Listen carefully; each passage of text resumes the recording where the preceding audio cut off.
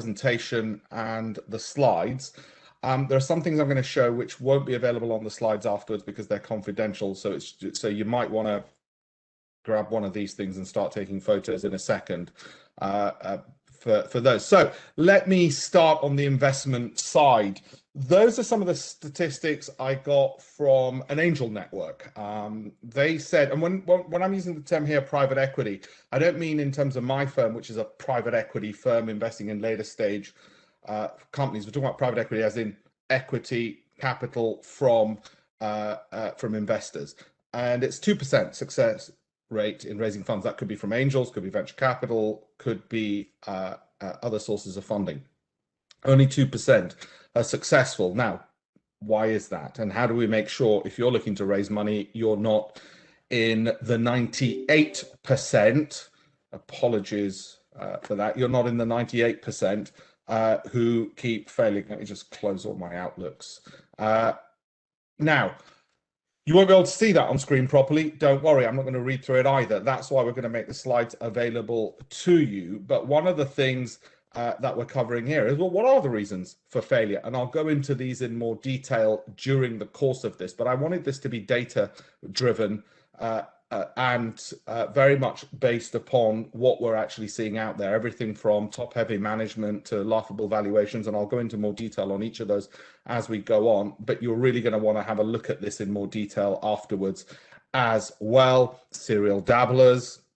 These are things which you might have suspected or not even realized, which puts you in the 98% who don't get funding. Flawed revenue assumptions, and I'm going to show you some investments that I've made and why I invested in them. So I'm going to show you some pitch decks, and I'm going to show you some revenue projections from a company I put money into as well, and why I did it, what I liked. And I'm nothing special in the sense of the reason I did it is why others would have done it as well as investors. So you're going to get the hands-on view in just a moment. Too much dilution, too complicated deal structure. Again, something we'll touch upon as we go on in this presentation.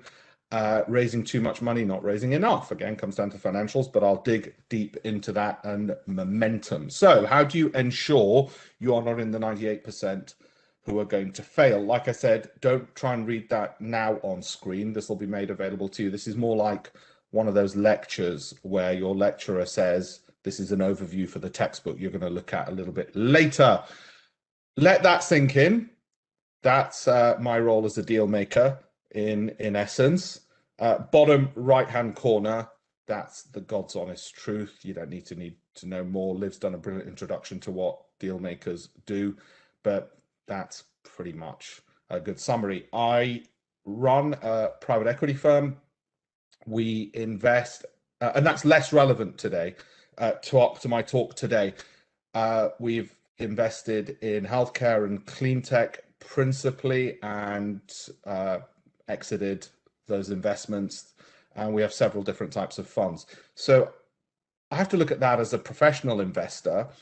And that's not so relevant because you're not looking for private equity investment. You're not looking for, 3 million, 5 million plus probably. You're probably looking at smaller sums, and you're more at the venture stage, the angel stage. So I'm going to put on my angel investor hat on for the rest of this, but this is just so you know what my background is as an investor. I've written about this whole area. It's not a plug to buy my books. Trust me, £1 in royalties barely makes it worth my while mentioning them. But I'm going to give you my knowledge, not just as a professional investor, but also as somebody who's studied this sector and talked about it on air and in books for the last 20 odd years. So I'm going to give you quite a broad view on all of this. Now, what are the things which investors look for? Again, don't read this right now, but some of the topics we're going to cover and we need to know, and I'm going to show you with the pitch decks that I invested in, the things that I found in them. It's all very well in a sort of hypothetical basis, me saying, oh, it was the team, honesty, management team, commitment, chemistry. What does that actually look like when you look at a pitch deck? So I'll show you those in a second. Similarly with businesses, people will say to you, oh, high return, the stage they're at, financial forecast, intellectual property, and so on. Well, what does that actually look like when you look at an actual business's pitch deck that's raised millions?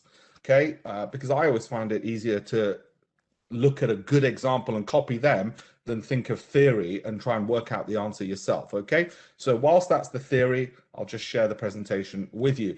Now, the bit we're going to look at today really is everything from seed, angel, friends, family, fools, accelerators to the early stage stuff. We're not going to really cover mezzanine, IPOs, obviously, and public markets, right? So you know where we are. In other words, my point is this is relevant for you guys.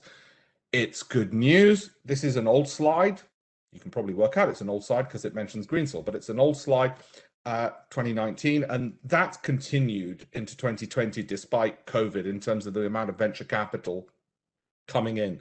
And venture capital is a proxy for saying angel investments as well, because the way VC investment goes, it tends to drag along angel investments. So there's more and more capital coming out there, and you only need to look at the news report. So my point there is if you're raising money at the moment, I can't think of a better time to be doing it.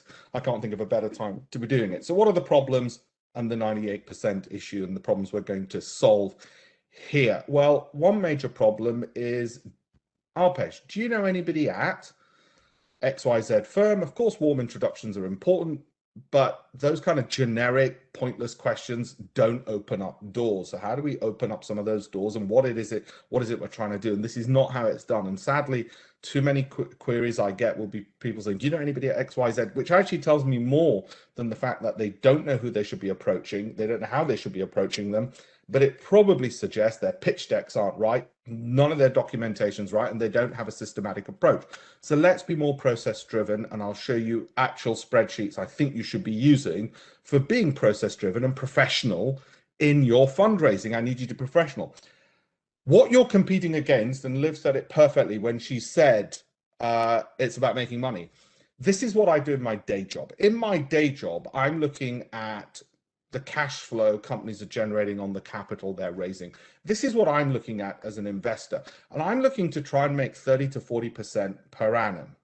Okay, so your internal rates of return have got to be at least better than that by a substantial margin, because I'm going to discount you for exaggeration. I don't care who you are, you're going to get discounted for exaggeration. Now, you're competing, therefore, for my money either going to you or to Goldman Sachs or to the public listed markets. And in my day job, you're competing against me giving you money or giving it to Apple or giving it to one of these listed companies, one of Apple's suppliers or their customers. So that's your competition. I don't think to myself, yeah, I'll give it to an angel because I'll give it to a startup because for fun. As Liv said, it's for making money. So who are your competitors when I'm looking to make money? Well, I'm afraid Apple's one of your competitors. And if you don't think you're going to be outperforming their consistent returns, then why should I give it to you anyway? So it's going to be about internal rates of return. And just so you know, that's a universe from which I'm going to be picking. And that's the 12 months, or those companies gave me those returns. So I'm hoping as I said, your internal rates of return, your IRRs, better be beating those kinds of returns for me. As a mentor of mine once said, nobody owes you a living, and an investor is not going to do you a favor and say, well, I don't mind, unless they are friends or family. When we look at this on a professional market, this is what my spreadsheet looks like when I'm investing in listed companies, and I'll show you what the equivalent is for your company and angel investors. That's what it is. I'll zoom in so you can see it in more detail. It's the name of the companies. We're looking at their valuation, their growth, their dividend yields, their cash return on their capital invested, their performance over the recent past, their consistency of performance, their outperformance of the market, a whole bunch of other things. That's our spreadsheet, and you're sitting there not in isolation. This is the mistake many investors make. They think it's just them, and they think it's just an absolute decision to consider them alone. It's not. You're fighting with us. So these are companies I've invested in the last, I think it's 12 months. It might be slightly more on the angel side of stuff. Okay. And I'm going to show you some of the pitch decks, which I won't be able to share after this. I'll share the slide deck, but I won't be able to share the PDFs of these because I don't think I'm allowed to. So what was it about these which put them in the 2%? And of all the things I've just outlined in very broad, fast terms, such as management and valuations, well, let's run through it relatively quickly. And I'll show you how to get these yourself anyway, and how to spy on your competitors and their pitch decks. So you can see, well, when I look through this, and I got this from them, And remember, these weren't people I knew. So this wasn't friends and family. Okay, well, first thing I see, nice, good, clear design, professionally made. So I think, yeah, these are serious people. They take time, effort, and energy. Don't underestimate that. Most of the PowerPoints I get look like, I won't swear, but yeah, they look that bad. They make you want to swear and they go in the bin. And I don't care if they're the world's greatest investments. You might say, you arrogant little so-and-so, you can't see past design. No, neither can any VC I've ever met, right? They're not looking to do you a favor and do your hard work for you. This tells me size of market. Fantastic. Tells me size of market. That gets me excited. Tells me what the problem is, right? And that the problem is big that they're trying to solve. Of course, that gets me interested. Like I said, you don't need to read this right now, but I'm telling you what it's doing. It tells me that what they're doing is, as Liv just said, are they solving a bigger problem beyond just making money? And don't get me wrong, making money in and of itself is great, but it's the bare minimum. Increasingly, more and more investors are looking at a bigger purpose, right? So serving financially underserved, fantastic. And they've given me hard numbers. I want numbers, great. And they've told me who's proving their market exists. And those numbers are big. So that, again, keeps my interest going. And then they're saying, guess what? The questions they know I'm going to ask about, what about that? What about this? What about this? They're already answering. Others aren't solving this problem. And I love these types of slides because it tells me why there's, well, you can say a gap in the market or a market in the gap, and where they sit, where they fit. And you know, so many presentations don't even put this in, where they're not explaining where they are in relation to everybody else. And that's important. It's clear. They're showing why they've got momentum, that they're doers, that they've already got success, that other people trust them. That's what this tells me. Everybody from investors to their customers. People trust them. They've got traction. They've got momentum. Of course, those things make me excited. It makes me think, you know what? My risk levels are dropping and I want to be part of this. Them saying it doesn't help. There's an old saying in journalism, which is show, don't tell. That was showing me, not telling me, oh, you've got a wonderful opportunity to join us. Then again, more numbers, traction, the direction's right, speed, momentum. Okay, if we don't have all of those things, it's going to be difficult. Each one of those things that you miss is going to make life harder and harder and harder. Okay, again, why does this help? What are the benefits to the customer? The numbers, specifics. And I think, oh, right, they're solving a problem and they're solving it in a better way than their competitors. And others haven't spotted this. Okay, what's their solution? And then they go into their solution. And because this particular company has taken a lot of time and trouble on their tech, not necessarily everybody has, doesn't matter, but they want to showcase that. I don't understand what any of that stuff means. But what's important is it looks like I can get my hands on somebody who does understand what it means. And I also know the other investors validate the fact that on their due diligence, this must mean something and it's useful, let alone the fact that they've got customers and numbers. Other than I'll show you more complicated financials, they give me financials which are easy to understand. Okay, I'm not an accountant. This, even I can understand. I don't even need to send it to people who work for me who are far cleverer than I am and can understand the really complicated stuff. But even I can understand that, and it passes sort of the initial sniff test, as it were, again, with the competitors, right? Why they can be the next big thing. Great, they've got big ambitions and they've got numbers to prove it. They've got momentum. They've got everything they have said to me so far suggests to me that they are able to execute and achieve. And then team, yeah, care a little bit less about it. Have you noticed how that is page number 15? It's not number 1. Yeah, I don't care about their CVs. Now I'm thinking, yeah, oh, wow, even better. You've got all those qualifications. Oh, even better. That's a nice to have. It's an icing on the cake when you've come in with such strong stuff up till now. Okay, I won't go into, I'll move to the other ones going forward. I won't go through each one. I'll share that. That's financial. That's the boring stuff. Now I'm not going to do that. I've got somebody who's going to look at that stuff for me if it gets to that stage. But I will expect that level of detail. If there isn't that level of detail, then what the heck? Why are we even speaking? Here's another one that I'd invested in. You'll know I have a background in finance. I particularly like things which are finance related. This happened to be a convertible. Doesn't really matter. Again, what were they doing? Nice design, nice presentation, mission, something beyond themselves. And why is theirs different? Who is it addressing? How big is that market? Numbers, numbers, numbers, right? That's big. Those are good numbers. See those numbers? Stick out. 165 million, 225 million users. Retention rate, 92%. I like that. Who their customers, they know their market. They know intimately their market, who they're after. So it seems to me like if I give them money, they're just going to execute, execute, execute. That's what I want. And again, figures. What's the opportunity? Which direction are they going in? How quickly have they been growing? Every single one of these things keeps telling me, yeah, these are doers. They've got proof of concept. So you might say to me, well, wait a minute. What if you're a first-time person and you've got none of these? Well, it's probably going to be friends and family. That's what it's probably going to have to be, I'm afraid. Finally, money box. Very clear images. Why did I invest in them? Again, very clear what the point is.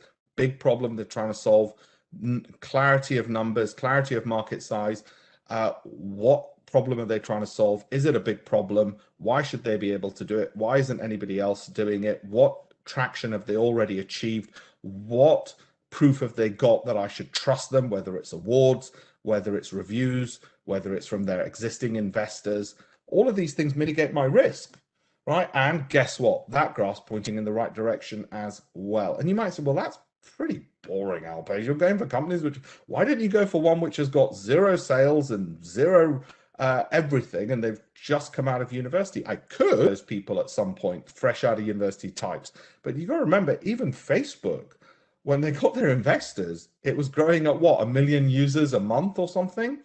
That wasn't fresh out of university and got nothing on paper. Traction is going to make a difference. You're going to have to show some degree of that, and that's why the first stage often becomes friends and family. And sadly, people who should be going to friends and family end up going to angels, thinking that angels are stupid people with lots of money, and they're not. Okay, again, clarity of size of market, numbers, specific numbers, not generic terms. And it tells us, join top VCs in our Series C. Yeah, great. Those guys have done the due diligence for me, mitigates my risk as a result. I'm assuming those companies are not stupid and they won't have invested without doing the due diligence. So again, reduces my risk. Okay. So again, financials, clear numbers in summary first, and then they can give more. And look, leadership team, page 18. Right, page 18, not at the front. I don't want everybody's life histories and how wonderful they are and how many grade A's they got at GCSE. Big numbers, all in one place. And you can see now, you can see a message across all three of those, what it is and what would have attracted me. And I think the decision on this was probably made in about 10 minutes. And you might say, are you kidding? It's not private equity, it's angel investment. Private equity, we have a whole team of people who go out there and get the probes out. This is a lot quicker and simpler, especially given that you're talking about smaller sums of money. So the risk in absolute numbers is smaller. So that was a 10-minute decision. I would probably say 10 minutes with each of those, and that was it. Right? Why? Because the presentations were gobsmacking, of course. So what needs to be in there? Again, without repeating all of this, we'll make sure this slide's available to you. It's there. It's there. And that's what they've done. But that's the theory that you'll often read. You saw the specifics just now as to what is in there and what the level of quality is that is expected of you. Most common reasons to reject then, the 98%, lack of skills. I'm not going to give my money to somebody who I don't think can execute. It's my bloody money. Worse than that, it's my son's inheritance. No track record or proof of concept, financial forecast, too complex. Inadequate financial returns, not scalable, lack of trust, lack of market awareness, no clear exit. Those terms now make a lot more sense when you've just seen those presentations, I think. Okay, what not to say in your business plan, you can look at this in your own time afterwards. Our target market is X million. When on closest scrutiny, it's really not. And, you know, that's why you saw with that data, the data was a lot more specific. How did you come to that conclusion? And it was something which could really stand up to scrutiny, those presentations. And you can imagine it takes a hell of a long time. Okay, and yeah, please don't say things like, can you afford not to invest? We have a wonderful, exciting opportunity. The number of LinkedIn messages I get on the wonderful, exciting opportunities. Lord knows how many wonderful, exciting opportunities I must have missed. What documentation do you need? Please make sure you understand what all of these terms mean. Term sheet, shareholders agreements, subscription agreements, investment agreements, service agreements, disclosure letters, mem and arts should be pretty easy. You should know what those mean. Please also make sure you know what all of these terms mean. Otherwise, whilst it's for your lawyer really to do it, but your typical investment agreement will have these words in there, and just take some time, Google it. Okay. You don't need to be a lawyer to understand them, but if you don't understand what they mean, sooner or later it might embarrass you.